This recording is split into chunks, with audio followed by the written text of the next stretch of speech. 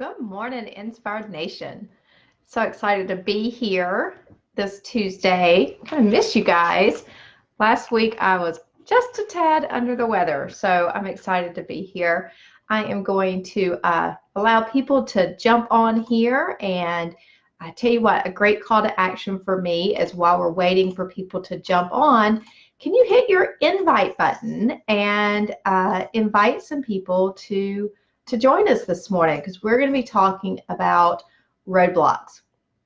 And I thought it was a pretty good topic based on a survey that I did over the last few weeks. I sent a survey out to clients, to some of my strategic partners, to people that I've just been connected to that are, power partners that are in my network, and to ask about some of the biggest roadblocks that either they faced this year or just overall things they've run into, and some interesting answers that I've come up with. So let's see. Good morning, Miss Julia. I know, I'm so excited to be back on here.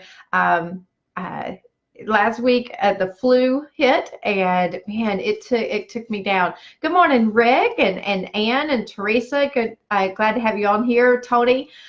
So excited to have everybody here. So there's Miss Lisa. It's been a while. It's good to have you on here also. So I'm going to be watching the comments over here. Of course, Julia is on also. So if she sees a comment and I happen to miss it, she'll jump on and try to answer it. And then, of course, at the end, I will go back and read all the comments also and reply personally if we need to. So today's topic, of course, we're always talking about here on Tuesdays, some tips from me. And what I wanted to talk about, and I put it in here, we're talking about roadblocks. And this has just been something over the last few months that I've been kind of focusing on been working with when we got the ladies that went up to the Clarity Retreat. It was really all about busting through roadblocks in order to keep moving forward.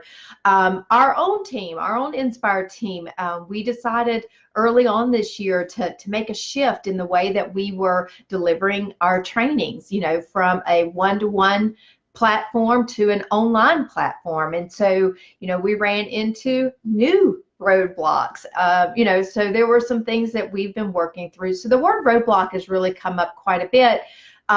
Some in order to celebrate when we bust through, and then others just to acknowledge that they're there and we have to continue to work through those. So I did a survey, and I'm going to ask all of you real quick, if you will. Oh, and I hope Nick feels better. Let him know that Miss Amy is wishing him well.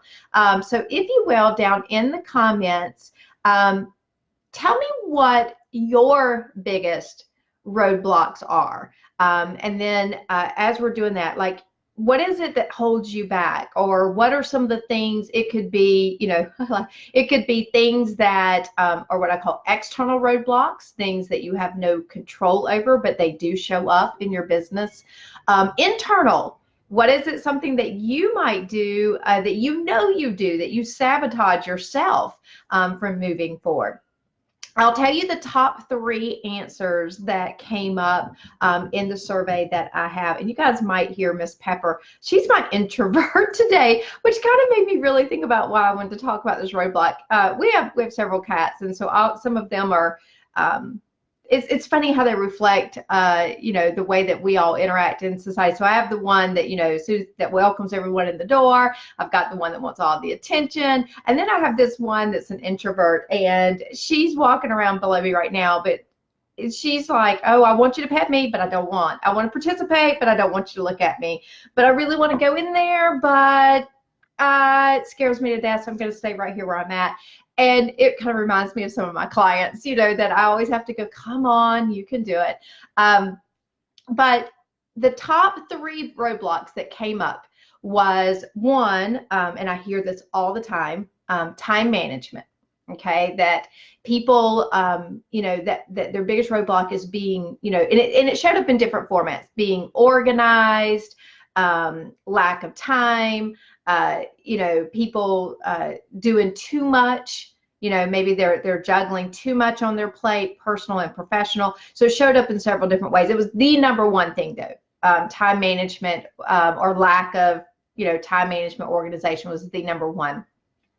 The second roadblock that showed up in the survey, again, it's not a shock with what I train. Okay, so we train referral marketing. So the biggest one was, it showed up in different phraseology. It showed up as business growth development, having to generate leads, cold calling. So that was the second one, is like just how to pick up clients, how to grow a book of business.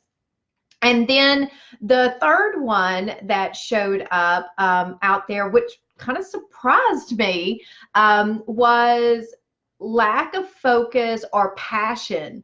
Like the work that they're doing isn't like they're just not excited about it, or it's not what they want to be doing. It's what they're having to do. And that if given a choice, they definitely would want to be doing something else, or they want to be excited about what it is. Like they used to be excited about what they've done, but they've kind of been hit so many different times or so many different ways, they've kind of lost their passion for it. So I found that one to be interesting. And again, it showed up in a couple of different, ways that it showed up. But so I want to ask you guys live, and I'm going to kind of go through some of the comments here. If you're on here, Christian, Sarah, Randy, Kat, tell me what is your biggest roadblock?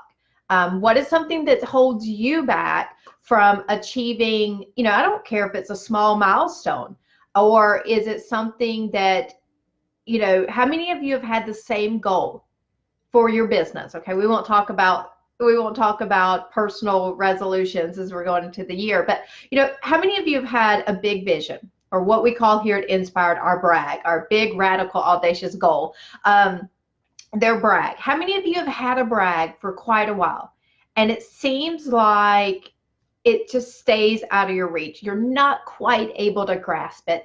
And every single year, it seems to stay out there. And every now and then, if you're like me, there's been times I've put my brag, my big, radical, audacious goal, the thing that I wanted to do, I've kind of put it on the shelf before, because I've had to go do the thing I needed to do, or I did a different job or this, and I would pull it out every now and then, and I'd be so excited about it. And I knew that it was supposed to be my purpose and what I was passionate about and what I wanted to do. But, these different roadblocks or different things would come up, and I'd put it down on the shelf again, and then I'd pull it back out. And for me, it was timing. Like my vision of what I want to do with Nspired really hasn't changed. The mechanism has, the way we're doing it has, but the desire to do what I want to do with Nspired has been there from day one.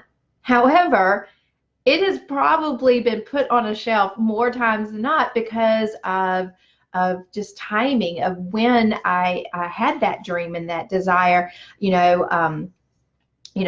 Single mom, raising young kids, needing a steady paycheck versus, taking that gamble. And most of I'm a leap of faith kind of girl, or a leap with faith kind of girl when it comes to some of the career choices that I've made. But Nspired has been one of my biggest dreams. And so, that I want to train I want to train professionals how to reach their goal and learn how to use their words to empower themselves to pick up business and to eradicate cold calls. And I want to train other strategists to do this too. And so like my dream is really big.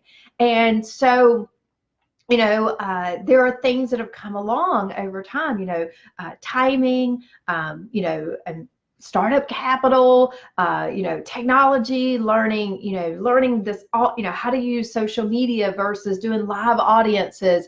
How do you make yourself, branded? And I'm constantly learning. So what are some of the things that hold you back? Good morning, Bernadette. Julia, okay, so Julia here shares paralysis by analysis, afraid to make the wrong move, so I do nothing. I hear that quite a bit. And of course, Julia is one of our Nspired team, and it just goes to show that within a team, you can have completely different personalities, because mine definitely isn't paralysis by analysis. Mine is probably jump, leap, we'll figure it out as we go, and then have to go back and fill in the gaps. But having these different roadblocks out there can hold us back. So let's talk about time management first, okay? Over the years, I have trained, live audiences. I've worked with individual clients. And what I love about when people come to me and they say, the biggest thing is I have too much to do. I never get to it. This is something that I discovered for me, and everybody has their own tips and techniques. So I'm just going to share with you what's worked for me and that I've been able to get some of my clients to do, and have seen them come back and go, okay, it works. Now, it's going to sound simple, but the roadblock comes in the execution, which is what the whole problem is to begin with. So I do calendar blocking, because I always say that if these have been diagnosed or this had been around when I was growing up, this terminology, I probably would have been diagnosed as ADD, okay? I go back because I had family members that were teachers, my teachers growing up, and I remember them saying that one of the hardest things to do wasn't for my grades, wasn't anything like that, is that I would finish my work and then I would want to turn around and socialize, network with the person behind me or people across the room and everything like that. And so it has served me well in the fact that I do feel I can manage a lot of different things at one time in my head. Like, I'm always thinking, I'm always moving, and that's been really good in some respects. And then in the other, sometimes I'll sit down at my desk and I will have so much to do that I don't do anything because I don't know where to start. Or like, I would have the best of intentions on Monday to work through the things that I wanted to do for the week, to only find that I'd get to Friday and the to-do list that I wanted to get done isn't what I worked on at all that week, right? I mean, does that sound like any of you? Like, if any of you ever been like, what happened to my week and nothing on your list got done, none of your tasks for the week that got done, none of your priority tasks at least got done, and yet you were really busy all week long, okay? And so that was happening to me. And so one of the things I had to learn very early on, especially owning my own business, is that I had to implement structure into my work week. And that for me came from when I began to explore different ways, and it began to show up. I think in color. And so I don't know how many of you have ever used this, but back when I first started using Outlook, you could tag different appointment types. And in the beginning, it was, I just liked the color. And then what I found out is I began to really analyze, where is my time? Why am I not getting everything done I want to get done? I've got all this list. I had a team I could delegate. That was an early on roadblock I had to overcome. But what I found is that by doing things in color, I could look at my week and it looked like a Christmas tree, right? Like, it had colors everywhere and none of it made sense. And so what I started doing, and I really did it intuitively, and then later on I went out and researched some stuff, but I began to think, what would it be like if I could begin to group my activities by the colors within certain time frames? How would that be on my productivity? And so I began to work within that, and wow, what a difference that made for me, because it gave me permission to finish up a job and move on to something else that was a necessary, task that also had to get done. It began to let me plan ahead some of my priority task things. So over the years, I've come up with several techniques. One is my priority task list tool that I use. And then the second is to plug that into a calendar blocking template. And so I do train that. And so now I teach people the way that I have always, the way I approach it. But the biggest thing I've done is I create a template. And every business is different. So for me, I'm able to complete, have a weekly template where, Mondays, I don't see any clients at all on Monday. Mondays are my admin days. It's the days if I'm going to take a class, if I'm going to work on my business, work on my social media, anything like that is on Mondays. And it's funny because most of my clients know that. And so like they'll say, Amy, can I book a session? I know you don't work with clients on Monday. Like they know that I'm not going to book that on Monday on them. And then I have throughout the rest of the week very structured. When am I going to work on, my design and branding? Because I need to be able to work on my computer and not be interrupted with different things. When am I going to do my networking? I have it blocked, during the lunch hour. I do a lot of virtual strategy sessions so that I can stay in the zone. I still am making connections, but it allows me to stay within that time frame. When am I going to work on, what I call revenue? And I use green. I love green, right? I love when my calendar's full of green. And that's my revenue producing segments of my week. That's when I'm booking sessions. That's when I'm, holding some of my classes, my webinars, whatever it is, it's in that thing. And so I began to work within that structure. Now, obviously, it's flexible enough for doctor's appointments, being sick, and not every week is absolute to that. But it is a template of the desired week that I want. And so when I find that life is getting crazy and it's not necessarily going in the order I want, it's very easy for me to go back because I do use a calendar system. For some of you, I use Acuity scheduling. Have used it for several years. Love Acuity scheduling. And it allows me to color code. It allows me to look at my entire team's calendar at the same time. And so what happens is when I feel like things are getting very chaotic, I can actually go back and look a couple of weeks. And if my colors look a little out of whack, that's why. And so I streamline it right back into my calendar blocking. So that's something to think about. Like I said, I've worked with this. There's a lot of information out there about calendar blocking. Of course, if any of y'all are interested, I'd be more than happy to share with you some of the things I've worked through, especially the priority task. That one, we teach that when we go up to the Clarity Retreat a couple of times a year, just to some of our clients. And man, it's just a way to absolutely, especially the things that you have to do that you don't necessarily want to do, it makes you focus on getting those things done. So time management is an issue. It is a roadblock. Be aware of that. If that is your roadblock, don't go into 2020 with, oh, it'll work out. Look, it never works out. You've got to put in systems. You've got to understand where it is that you're weak at that's causing that chaos, and put in a system that will, bring you back into where you can become very efficient and very effective with the way that you're using your time. So those are some things with that. So with the second roadblock, I'm going to jump forward to the one that talks about losing their passion, okay, or their purpose.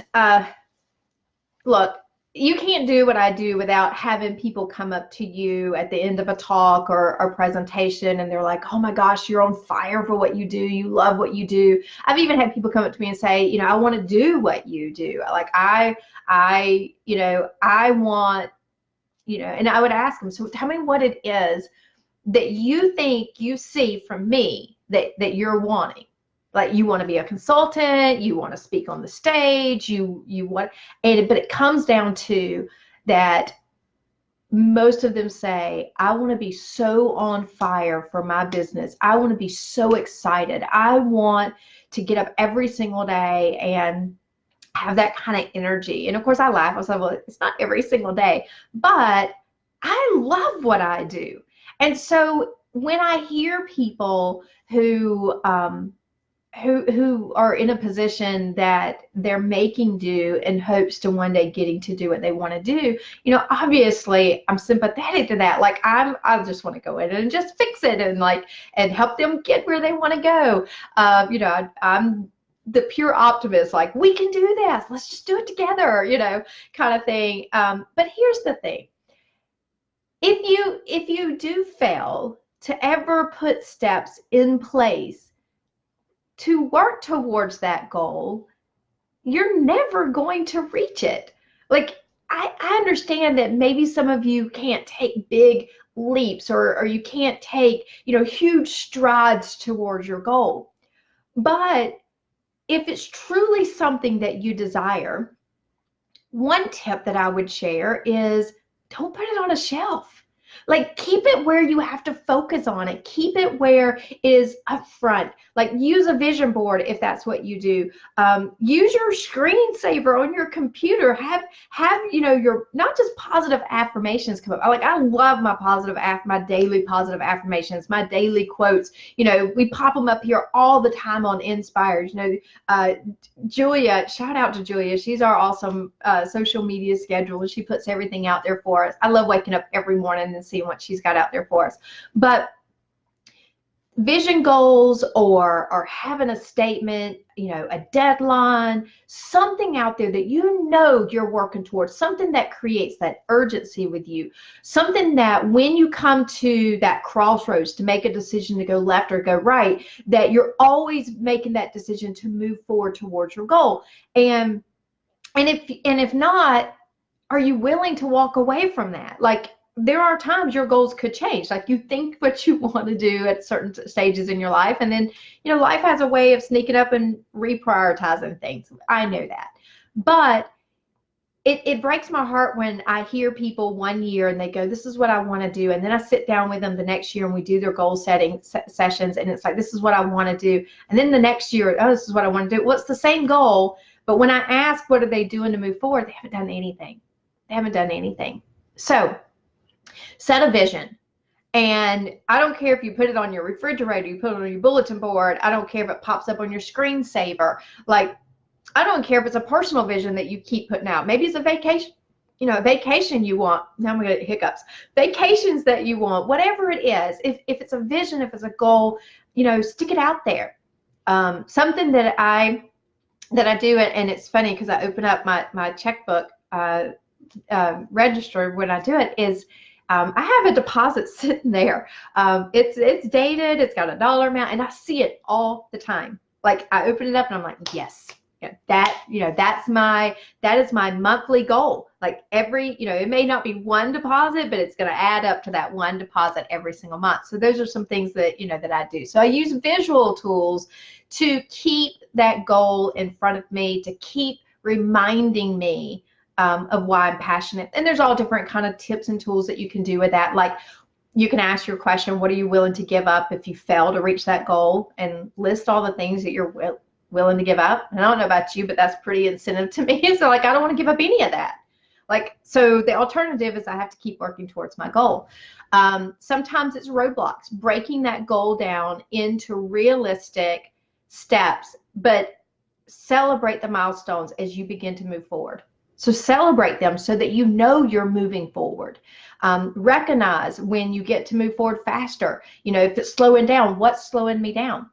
But if you fail to have a strategy to reach there, and you fail to continue to move forward, I can guarantee you'll never reach it. Okay, you're never going to reach that goal.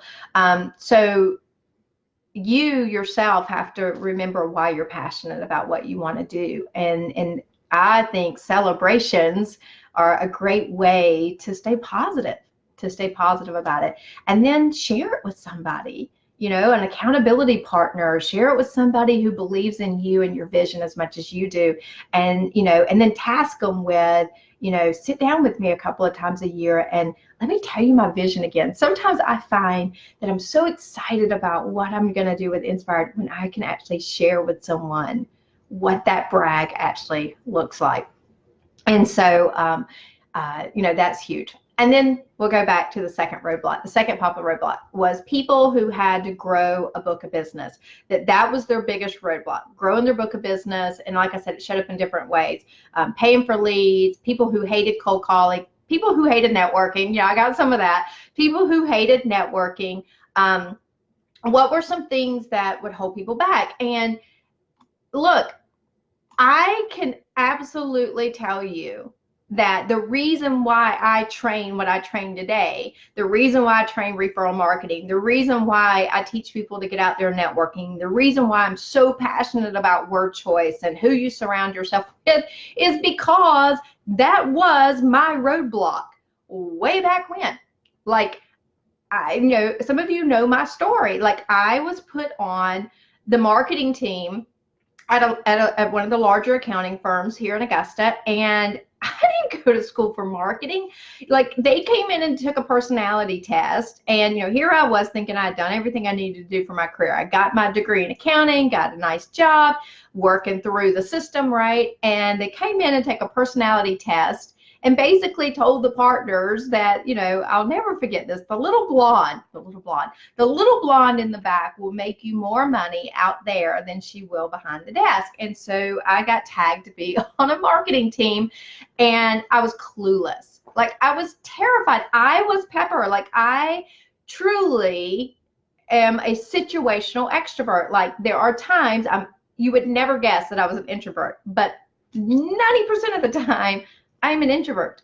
Like, my heart is pounding. Like, I used to be terrified to stand up and talk in public, and yet I could go be a cheerleader in high school. It was the craziest mix of person that I was and still am.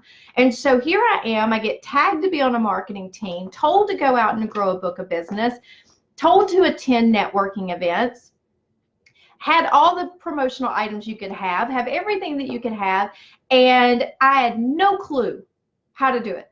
None. I was not a salesperson, still am not a salesperson, and I remember just feeling like a failure. Like, I would go back to the marketing meetings and I would be like all these business cards, and they were like, great, well, how many prospect meetings do we have? And I'd be like, none. Like, and I hated that. So I have learned about myself, though, is that I am very self-competitive, and so it drove me crazy. I had to figure it out. And there were a couple other people on the marketing team. So if Glenn Osteen's on here, shout out to you if you go back and watch this. We were both on the marketing team at the same time. Glenn had no problem talking to anyone, right? And so I was like, oh, I got to beat Glenn. Like, I can't let him pick up more clients than me. And so, of course, that self-competitive kicked in, and lucky for me, I discovered referral marketing, and I was able to learn how to use my words and surround myself with professionals who wanted to be a part of my success story. Now, there was a huge learning curve in there on how to actually make that happen and turn it into referrals. I'm lucky to say I figured it out. And so one of the things that I've been passionate about for 20 or some odd years is training people how to learn to pick up clients. How to learn to pick up clients.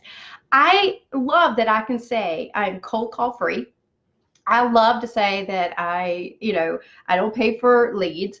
I won't tell you that I don't do any advertising, but I can tell you that I'm very, that cost is very minimum in my business. And, due to Facebook and technology, yes, sometimes there's some necessary advertisement. Depending on your industry, you might need a portfolio of different things that you do. But I do the majority of my clients, okay, and I could probably go and say 95% of my client base comes from referrals, and always has. And so it's not an easy answer for me to sit and tell you guys that, just do this and you can grow your book of business. I believe it's a process. And if that is your roadblock, then obviously I have the solution for that. But I'm going to challenge you guys, go check out inspiredIgnite.com, inspiredIgnite.com. And we've got a couple of solutions for you if that is your roadblock. That one there, we've got a jump in drink from the faucet elite program. We have a month-to-month drip program, the Excel program. But I do share different tips and techniques and webinars and things like that that you can jump into, because I do believe that you can, in my thoughts, you can eliminate cold calling and you can reduce paying for leads. Those are just nasty words for me. But I believe you can actually grow your book of business. You just have to get out there and learn what fits your personality style, how to surround yourself with the right people, use your words to drive people to you, to your ideal clients. And I believe that what roadblock can be eradicated. So I hope you've enjoyed today, our tips on Tuesdays at 10 o'clock here with me, Amy D. Kilpatrick. I enjoy this. I'm so glad I was able to get back on here today. And for anyone else out there that's fighting the flu, I feel so bad for you, because that was me last week. Everybody, remember to go out this week and inspire others.